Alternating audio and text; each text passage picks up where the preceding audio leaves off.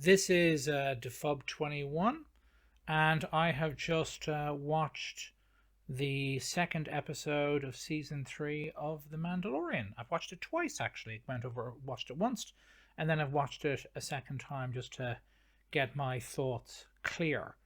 To say that this episode is a substantial upgrade over the first episode of the season, is an understatement. I think the episode of the season was quite poor, considering it was to be starting off this new season of the show, and taking into account that they weren't like dumping, two or three or four episodes in one go for you to binge, and then leading on one new episode week after week after week, like you've seen some other shows that are out there. I think Andor released the first two episodes, or is it three? I can't remember off the top of my head when it initially launched, but we're not seeing that here. This episode, as I said, is a huge upgrade. The various kind of bits of CGI special effects, the sets all look great. The kind of alien environments all look great. It'll how do I do this? I suppose, spoiler warning. I'm not going to try and not spoil it. There's going to be spoilers. I can't really talk about the episode without spoiling it.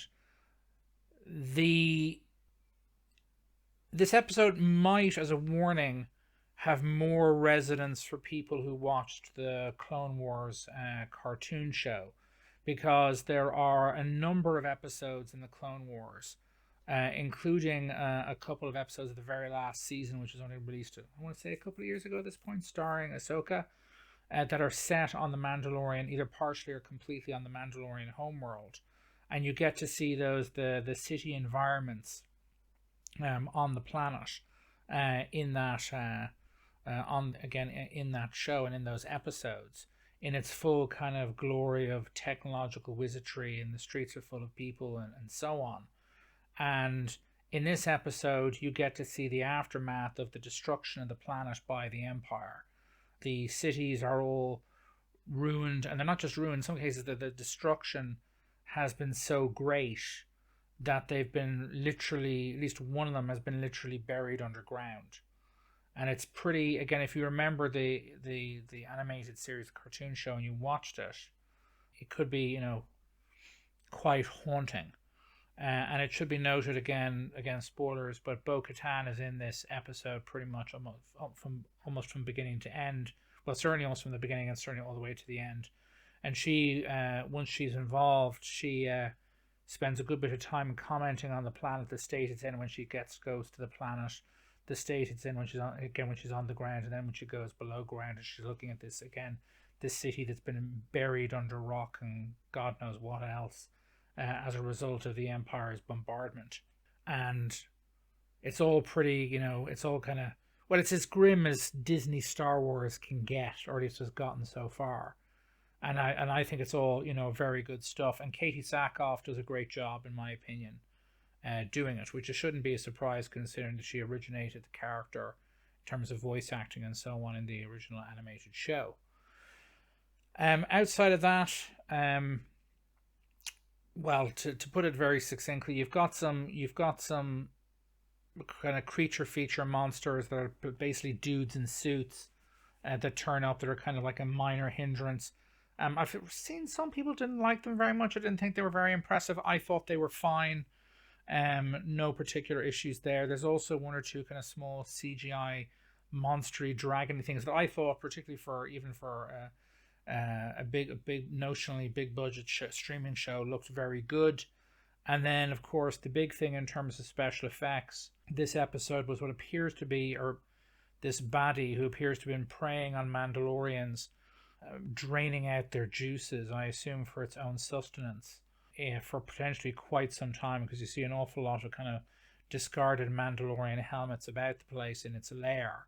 But it's not a robot or a kind of organic creature. It's basically appears to be a cyborg of a more extreme variety than even General Grievous from the movie series, and the Clone Wars animated series as well. Specifically, it's got even less organs. It's just literally one eye, and one assumes its brain, and that's pretty much it. And that looked great. Like, it looked very, like, I was a bit confused. Am I looking at something that's either a prop or a physical effect? Like, again, like they built to scale an animatronic again, cyborg robot and slash, and also a crabby thing that it was kind of could get into and control. What I call it, a crabby thing, or whether it was just really, really good CGI. And I think it is. I think it was again really good CGI. And the robots in this show, when done in CGI or when they're practical effects, tend to be again very, very, very, very good. So it looked great. It sounded great. Um, the fight between said monster and Bo-Katan, where she uses the dark saber with a degree of proficiency that Mando cannot match because she's used it before, and she's probably has a level of hands-on experience with it and training with it that he can't come close to matching. Maybe she'll eventually teach him how to use it. I don't know, but right now it looked that fight sequence looked very, very good. Um, very impressive stuff. Again, really, really well made. And the kind of the surprise for me of the episode was I was expecting that it would take Mando a while to find the waters, or whatever the waters, something or other that you find at the bottom of the mines on Mandalore, allowing you to cleanse yourself, as it were, of your sins, so you could find redemption and rejoin the rather hardline traditionalist wing of the Mandalorians that he belongs to. But instead, it's all done and dusted by the end of the episode. I was thinking this is something that was going to take multiple episodes and would be a major, or the major plot point, at least to the midpoint or later of the season. But that's not what's happened. And I think there must be, I don't know how many episodes there are left. If it's like Andor, it's 12, might be as low as 8, but assuming somewhere between 8 and 12 episodes, what are they going to do for the rest of the season? Maybe they're going to go on a quest to try and round up all the remaining Mandalorians and get them to try and come back and take the planet. Although take the planet from what? It seems to be for the most part to be quote unquote dead.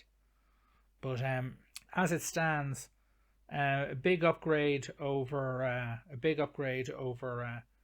last week's episode, and certainly also has been, for those who've been paying attention, I've also been reviewing the new season of Star Trek Picard, after some people I think are quite legit gave it quite good reviews. I consider this episode to be better than certainly episode 2 and episode 3 of Star Trek Picard, which I'm a bit nonplussed by at the moment. But this again, it looks great.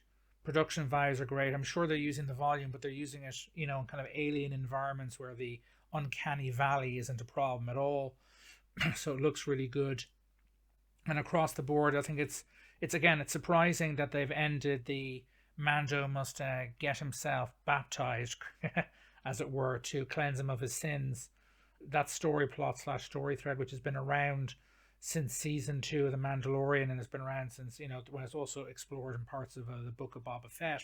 The fact they've done away with that so quickly, to my mind, is quite surprising. And I'm not quite sure where they're going next. Again, they could be trying to round up all the Mandalorians to retake the planet and settle it. But again, the planet appears to be habitable. Yes, there's some primitive monster creatures, about the place. But outside of that, unless that the main baddie from the episode you run into is not a one-off, and there's a lot of them about the place. Outside of that, I don't know what exactly would be their difficulty in taking the planet. I genuinely don't. I would be love to know if there was any background information on that cyborg, though. By the way, or if what's its backstory, how did it end up there? Are there more of them out there? If there are more of them out there, I assume we'll find out later on in the season. But so far, great bit of Disney Star Wars television. Again, it's like everything else on the streaming on the Disney Plus streaming service. It's inherently restricted by what you can or cannot do on a Disney show, which does kind of make it a bit more sterile than I would otherwise like. See The Last of Us on HBO, or House of the Dragon on HBO is another example of things you can do with those on HBO that you just cannot do on Disney Plus, unfortunately. Apart from that, not as big a problem this episode, because this episode is longer. I think it's about 42, 43 minutes long. The season 1 episode is like 36. At the bare minimum, the episode should be, in my view, 45 minutes long to an hour. The Bad Batch animated series as well. They're all, and the Marvel shows as well, you could say. The individual episodes are just too short, and it's negatively affecting it makes the writing more compressed than it would be otherwise. And again, it hurts the storytelling. It's not as egregious or annoying in this episode. And again, it is a pretty strong episode overall as far as I'm concerned. It's again a problem that, the service has overall from the content I've consumed on it, and they really do need to fix that.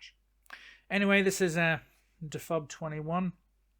Let me know your thoughts in the comments.